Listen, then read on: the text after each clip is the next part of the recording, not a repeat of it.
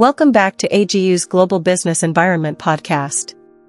This is Lesson 2, and today, we're diving into one of the most critical yet often misunderstood areas of business, macroeconomic systems. If you've ever wondered why central banks raise interest rates, how inflation impacts your company's pricing decisions, or why some economies grow while others stagnate, this is the lesson for you. Let's start at the top. What is macroeconomics? Macroeconomics is the big picture. While microeconomics looks at individual choices, macroeconomics examines entire economies, national or even global. We look at indicators like GDP, inflation, unemployment, and interest rates to evaluate economic health and performance. It all began as a response to the Great Depression. Economists needed tools to explain economic slumps and booms, and more importantly, to prevent or manage them. Today, macroeconomic analysis is indispensable for policymakers, investors, and business leaders alike.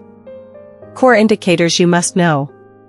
Let's talk about some of the most important indicators.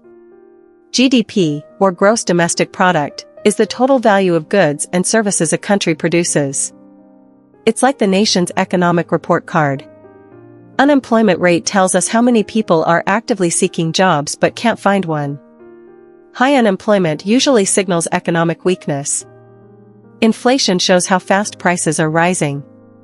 A little inflation is okay, too much, and people lose purchasing power. Interest rates, set by central banks, influence everything from home loans to business investment. And finally, the balance of payments shows a country's financial transactions with the world. Together, these indicators help shape fiscal and monetary policies. Macroeconomic theories, the frameworks. There's no single theory that explains everything, different schools offer different tools. Keynesians believe in government intervention, especially during recessions. Classical economists trust free markets to correct themselves. Monetarists, like Milton Friedman, stress the role of money supply. And supply-side theorists argue that encouraging production, through tax cuts and deregulation, fuels growth. Think of these as lenses through which we interpret economic events. Business cycles and growth. Economies go through cycles: expansion, peak, recession, and trough. Understanding these phases helps businesses prepare for what's coming next. Economists use models like the Solow growth model and endogenous growth theory to understand how innovation, investment, and human capital contribute to long-term development. Fiscal versus monetary policy. These are your economic levers. Fiscal policy is what governments do: spending, taxing, stimulus. Monetary policy is the domain of central banks, managing the money supply and interest rates. The goal? Stability, growth, and full employment. And yes, in times of crisis, like COVID-19, you often need both working together. Exchange rates and capital flows. Currencies rise and fall, and that matters for global business. Appreciation makes imports cheaper, exports harder to sell.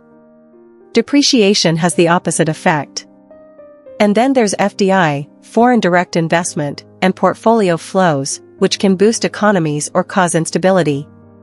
Being globally literate means understanding how money moves across borders. The role of governments and central banks. Governments set the stage with regulation and fiscal strategy. Central banks operate independently, adjusting interest rates, printing money, and acting as lenders of last resort.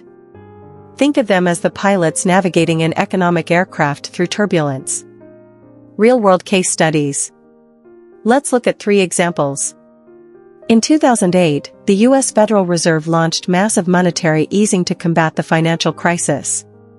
Germany, during the Eurozone crisis, emphasized fiscal discipline and maintained strong exports.